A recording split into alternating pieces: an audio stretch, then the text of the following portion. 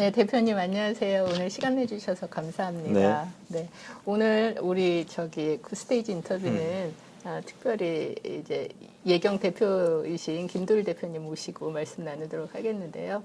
아무래도 지금 코로나 사태 때문에 전 세계적인 위기가 와 있고 이제 산업계 전반적으로도 위기가 있지만 예술계에 특히나 지금 큰 타격이 있는 것 같아요. 그래서 일단 첫 번째 질문을 예경에선 지금 이 사태를 어느 정도 피해 규모나 이런 걸 파악하고 계신지 여쭙고 싶습니다. 분명하게 이제 코로나19 사태는 인류의 존립마저도 흔들리게 하는 정말 엄중한 상황인 건 분명한 사실인 것 같고요. 코로나19 관련 저희 이제 국내 또한 현재 상황을 보게 되면 모든 영역에 걸쳐서 위기 상황일 뿐만 아니라 특히 이제 예술계에 있어서는 예술인들의 어떤 생존의 문제라든가 특히 예술 생태계마저 위협을 받고 있는 상황이 아닌가. 라는 생각이 드는데요.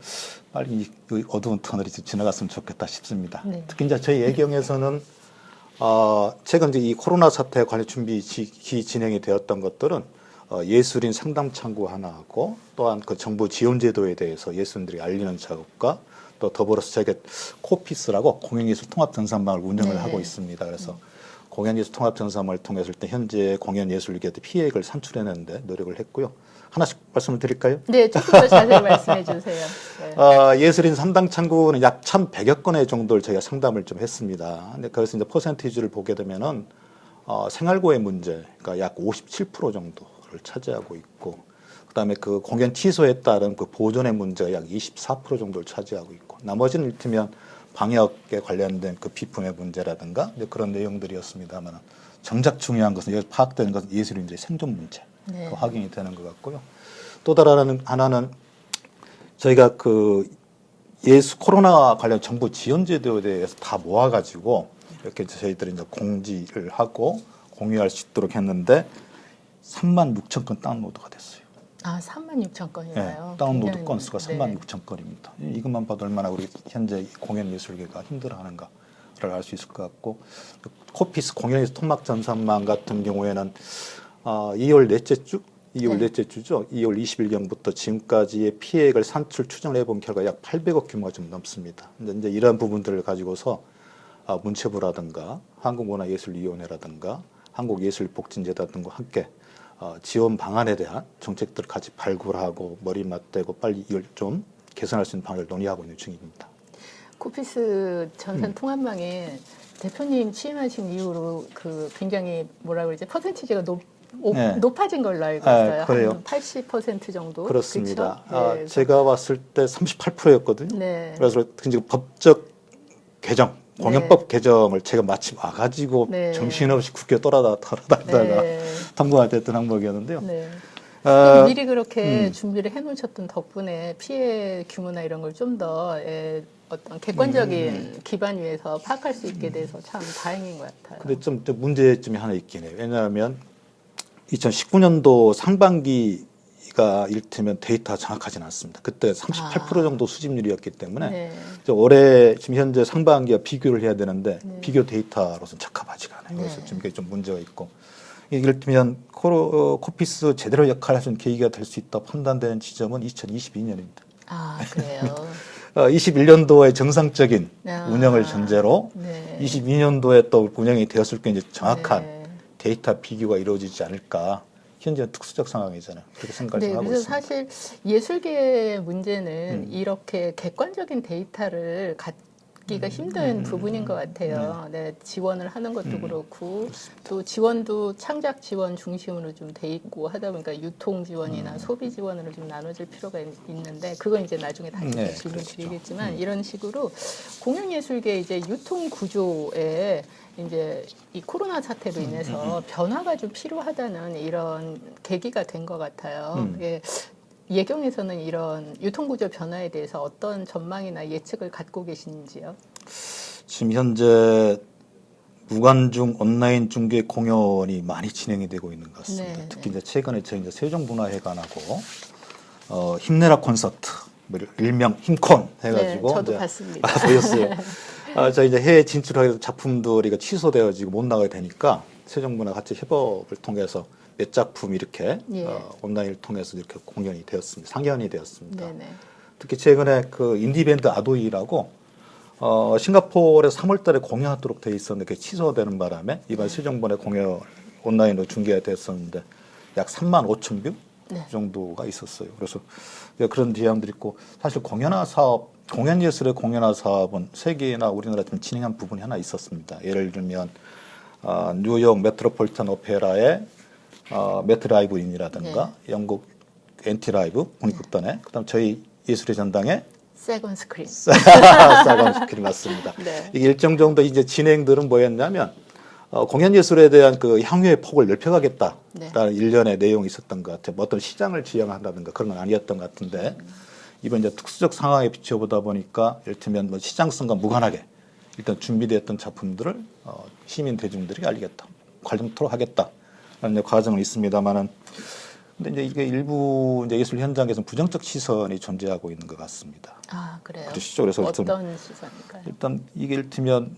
뭐라고 할까 현장성이 담보된 연극 공연 예술이 아닌 영상으로 갔었을 경우에 서로 충돌하는 지점이 생기는 것이죠. 이를테면 이제 관객의 중복성이라든가 그래서 이를테면 관객이 떨어지지 않겠느냐라는 일말의 우려도 존재를 하고 있는 것 같아요. 그래서 이 부분을 좀 생각을 좀 저는 달리하고 있습니다. 그래서 이를테면 현장성을 담보하고 있는 그 연극 공연과 이를테면 시공간을 넘어다니고 있는 영상 사업은 분명히 영역이 다르다. 또 속되게 표현하면 시장도 다르다라고 이야기를 할 수 있을 것 같아요. 그래서 먼저 할 때 공연 예술 같은 경우에 영역을 보게 되면 OSMU, 온소스 멀티 유저 이렇게 이야기를 하지 않습니까? 하나의 공연이 이루어지면 MD 상품도 개발을 하게 되고 또 이 작품 자체가 새로운 장르로 전환, 뭐 뮤지컬이 될 수도 있고 영화가 될 수도 있고 또 다른 하나는 뭐죠? 이 작품이 끝났을 경우에 그 희곡, 문학적인 요소를 정리가 되기도 하고 이러한 범주가 있다라면 영상 사업 같은 게 또 다른 범주가 있는 거 하나는 뭐냐면 기록한다라는 거, 기억하게끔 한다는 거 하나 있고 하나 또 홍보 효과가 하나 있는 것이고 또 다른 하나는 그 전쟁 때도 공연을 했잖아요. 그런데 이러한 바이러스라는 전대미문의 사건 속에서 새로운 공연 향유에 대한 하나의 대안. 근데 이제 마지막으로 경제적 가치에 대해서는 좀 다소 불투명하지 않나 싶긴 합니다. 안 그래도 그 부분이 좀 궁금한데 이제 현장성이 있는 예술을 이제 이런 기록 매체로 옮겼을 때 나타나는 예술적 문제나 미학적 문제 있지만 그거 말고 일단 어쨌든 지금 관객과 직접적으로 대면하기 힘든 상황에서 어쩔 수 없이 온라인으로 유통이 된단 말이죠. 그렇죠. 그런데 저 개인적으로는 온라인 유통이 좀 더 활성화됐으면 좋겠다라는 그런 관점을 갖고 있어요. 왜냐하면 저도 이번에 며칠 전에 이제 국립현대무용단 봄의 제전을 저도 봤고 그 전에 서울시립무용단의 놋 공연도 봤는데 그때 그 공연 접속자가 동시 접속자가 10,000명이 넘었거든요.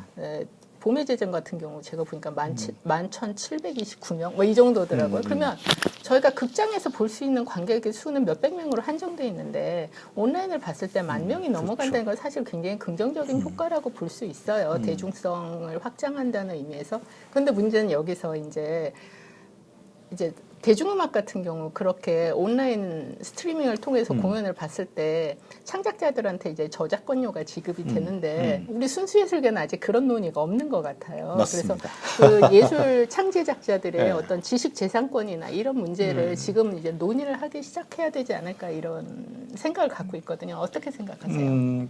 일단은 그 영상 사업화 영상의 사업화, 공연 예술 영상 사업화라고 했었을 때 가장 봉착할 수 있는 문제는 몇 가지를 금방 말씀을 분류할 수 있을 것 같은데 첫 번째 유료화했었을 때 과연 현재 그 뷰수만큼 올 것인가 유료화했을 때 그럼 그때 분명하게 관객 이탈은 있을 것이다 라는 부분은 하나 있고 또 다른 하나는 뭐냐면 그 현장성 있는 현장의 그 연출자와 이 영상 연출은 다른 개념인 것 같아요. 그래서 예를 들면 현장 연출가와 영상 연출가가 어느 정도 협력적 관계를 구성할 수 있을 것인가. 그리고 조금 전에 언급했던 지식재산권의 문제입니다. 특히 이제 배분의 문제가 걸려 있는 거거든요. 예를 들면 지식재산권 같은 연출 극작가부터 연출 제작자, 그다음 스텝 배우들까지 어떻게 배분을 할 것이냐. 수입이 발생했을 때 이제 이런 부분들인데 아마도 이 영역은 그다음 저희 예술경영지원센터에서 해왔던 사업 범주 내에 들어있기 때문에 아마 저희가 해야 될 과제가 아닌가 싶긴 해요. 그러니까요. 이제 새로운 새 시대의 과제인 것 같아요. 그렇습니다. 예술가들의 지식재산 염두에는 두고 있습니다. 예, 감사합니다. 점점 어쨌든 지식재산권의 이 개념과 범위가 확장되고 있는데 예술계만 조금 이런 논의가 좀 부족하지 않았나 이런 생각을 좀 했었어요. 그래서 이렇게 온라인 공연 이제 유통이나 이런 것들이 확장되면서 같이 좀 논의해야 될 문제 같아서 말씀드려봤습니다. 어떤 제 예술경영지원센터, 예술경영 아카데미라든가 다양한 방법을 통해서 세무라든가 회계라든가 국제의 어떤 유통이라든가 뭐 이렇게 다양한 부분들에 대해서 주로 이를테면 현장의 중진급을 대상으로 계속 이렇게 교육하는 과정들이 있었기 때문에 그와 더불어서 이 또 하나의 과제로 딱 얹혀지는 것 같아요, 지금. 네. 네, 알겠습니다. 그리고 제가 좀 조사를 해봤더니 대표님께서 또 이제 취임하신 뒤로 새로운 어떤 시도를 하셨는데 좋은 평가를 얻고 있더라고요. 이제 어떤 걸까요? 미술계에서 이제 신진 아티스트들을 이제 중견 화랑 갤러리랑 연결해서 예비 전속 작가 제도를 해서 작가들한테는 좀 더 이제 작품을 전시할 수 있는 기회를 주고 갤러리한테는 이제 신진 작가를 유망한 작가를 이제 어떤 발굴할 수 있는 기회를 주는데 공연예술계는 그런 시스템을 어떻게 적용할 수 있을까요? 글쎄요. 아무튼 현재 저희 기관에 좀 구체적으로 계획한 바는 없는데 지금 고민하고 있는 지점은 분명한 사실인 것 같아요. 예를 들면 현재 그 공연장 상주 예술단체 제도가 있잖아요. 거기하고 비교컨대 그 예비 전속 작가제 분명히 다릅니다. 왜냐하면 상주단체에 대한 지원권은 뭐냐면 이를테면 향유라는 측면에 방점이 찍혀 있다고 볼 수가 있거든요. 이를테면 공연장의 활용의 문제라든가 가동률, 그다음에 그 안정적인 창작 활동을 통해서 그 지역의 관객과의 향유 폭을 넓히는 것이 목적이 있다라면 이제 예비 전속 작가제도 같은 게 유통입니다. 유통. 다시 말하면 신진 미술인들의 시장을 진입을 시키고 안정적인 작품 활동을 하면서 이를테면 이렇게 해외 진출할 수 있는 기회까지 제공할 수 있는, 그래서 결국 예술 시장의 영역을 확장해가는 그런 의미를 가지고 있는 거거든요. 그래서 분명하게 이를테면 향유란 축과 유통이란 축은 좀 다른 거지 않습니까? 그러나 사회자님께서 금방 지적하셨던 그와 관련해서는 좀 고민하는 지점이 하나 이건 있는 것 같아요. 이번에 세종문화회관하고 이번 하는 과정이 하나 이제 온라인상의 진행이었습니다만은 오프라인도 진행이 가능하지 않을까라는 생각을 했던 게 하나 있어요. 특히 이제 저희가 팜스라든가 스파프 같은 경우에 대부분 다 해외 진출을 목적으로 하는 선발되어야 되는 작품들이지 않습니까? 그래서 국내에 이를테면 유통할 수 있는 계기가 있으면 어떨까라는 발상을 하게 되더라고요. 그래서 근데 이제 해비치가 있잖아요. 전국 문화예술회관의 유통망을 갖고 있는 해비치가 있는데 거기에 충돌하지 않는 영역이 있다면 무엇이 있을까라고 생각을 해보니까 예술의 전당이라든가 세종문화회관이라든가 그다음에 LG아트, 충무아트, 두산아트, 기타 등등 극장과의 어떤 네트워킹을 한다라면 우리나라 해외 진출의 작품들이 우리 국내에서도 일정 정도 우리 시민들에게 대중들에게 소개할 수 있는 기회가 생기겠구나라는 생각이 딱 들더라고요. 그래서 내년도 사업에 지금 현재 반영을 해보려고 지금 준비 중에 있긴 합니다.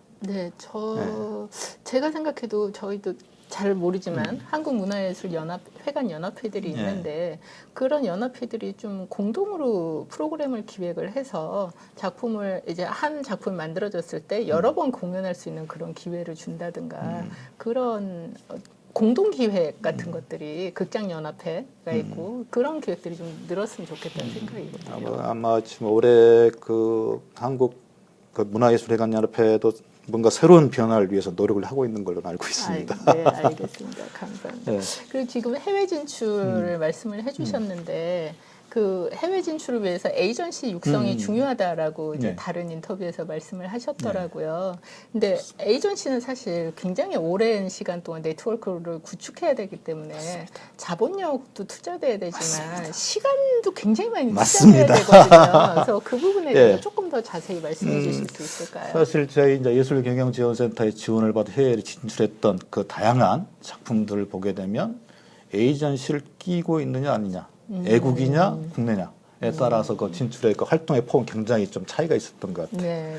그리고 특히 이제 한강의 채식주의자 사례를 보듯이 현지의 그 국제적인 에이전시와 우리 국내 에이전시 결합을 해서 한강의 어떤 채식주의자가 상도 받게 되고 그런 경우가 있었습니다만은 아무튼 최근에 이제 그 BTS라든가 드라마라든가 최근에 봉준호 감독의 기생충. 네. 네, 이 모든 게 굉장히 이 새로운 한류의 큰 바람이 훅 불 때 네. 예술 또한 예술 한류를 창출해 가야 되지 않겠습니까? 네. 그런데 무엇보다도 한류의 지속성을 유지하기 위해서 가장 중요한 게 세계 문화의 주류인 기초 예술 영역에 있어서의 어떤 한국 예술의 어떤 존재감이 드러나야 되지 않겠느냐라는 전제로 시작을 하다 보니까 에이전시가 필요했던 겁니다. 그래서 네.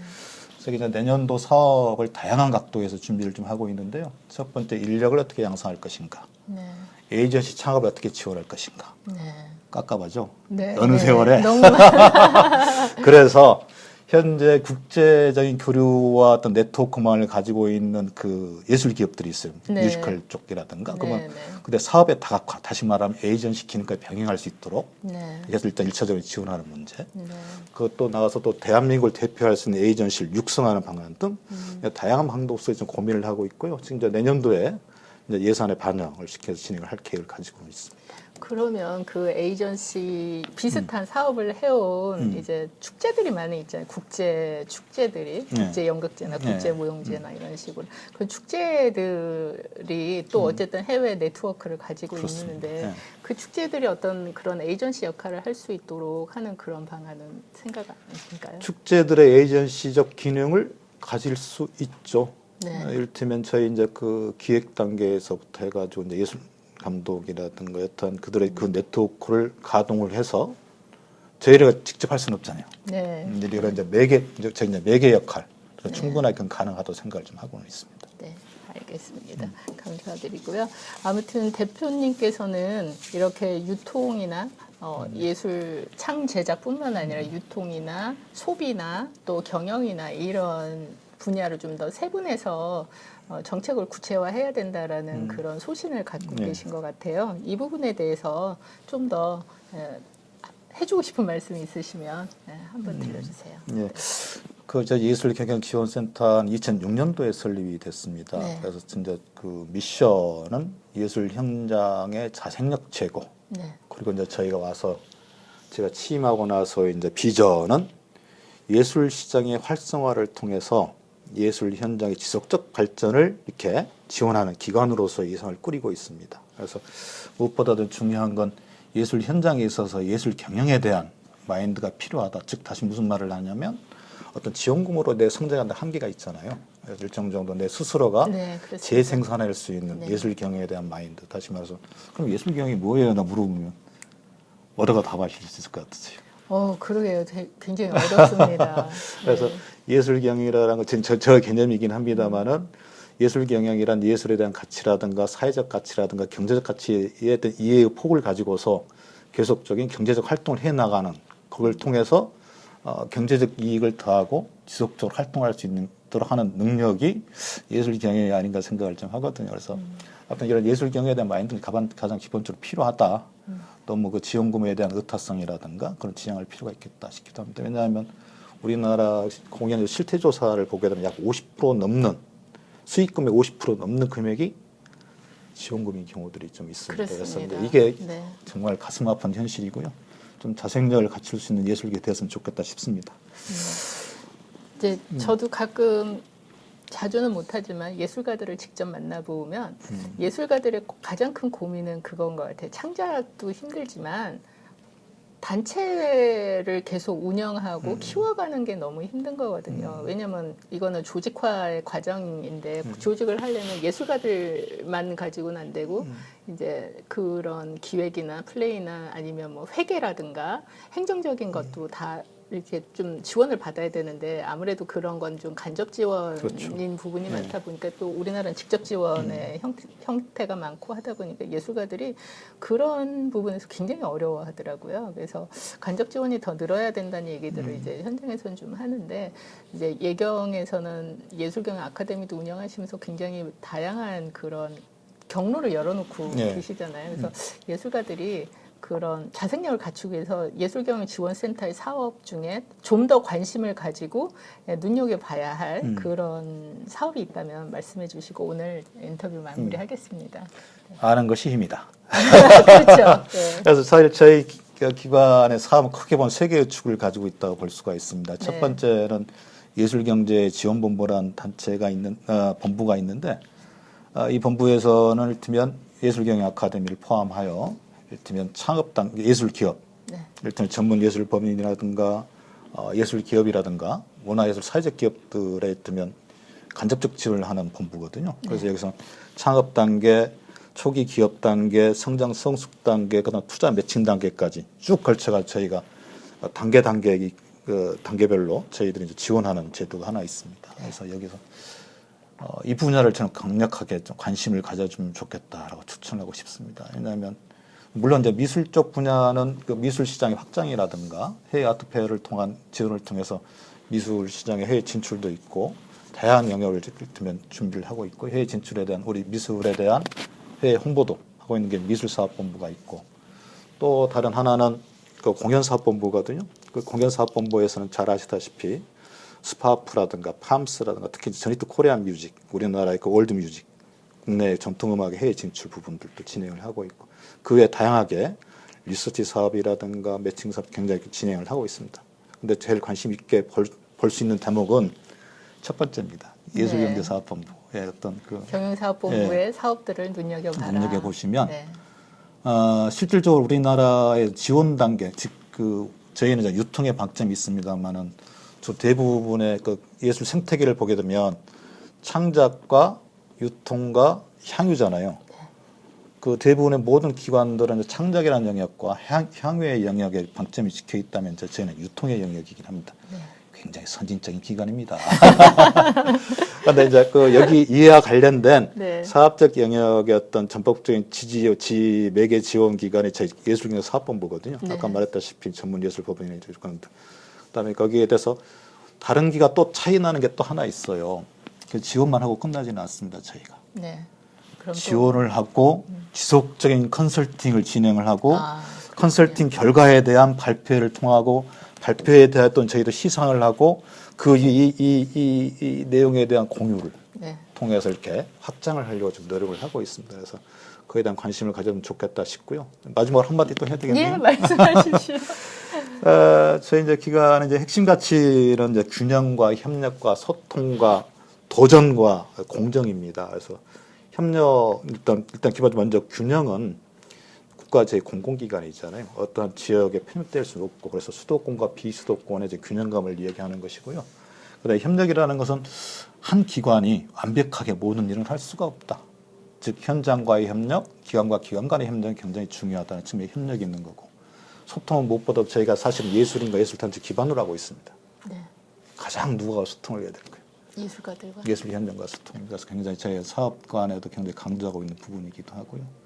그다음에 도전입니다. 도전은 사람은 날로 새롭지 아니하면 정체될 수밖에 없죠. 도태되어지고. 그래서 새로운 창의적 예술 정신을 가지고 항상 새로운 사업을 발굴해내고 함께할 수 있도록 하는 부분이 있고 공정이라는 것은 저희 투명하게 해야 되고 신뢰성 있는 기관으로 자기 자세를 잡아야 되겠다 생각을 하고 있습니다. 이러듯이 제예술경영지원센터는 예술 현장의 자생력 제고와 함께 이런 노력한 부분들이 있기 때문에 예술 연구들께서 언제든지 저희의 창을 두드리시면 저희 언제 문을 열고 따뜻하게 안고 때로는 매도 맞아야 되겠죠. 열심히 하겠습니다. 네, 오늘 장시간 시간 내주셔서 감사드리고요. 구체적으로 더 여쭤보고 싶은 건 많은데 또 이제 다음에 또 기회가 있길 바라겠습니다. 오늘 좋은 말씀 감사합니다. 네, 그러시면 감사합니다. 네.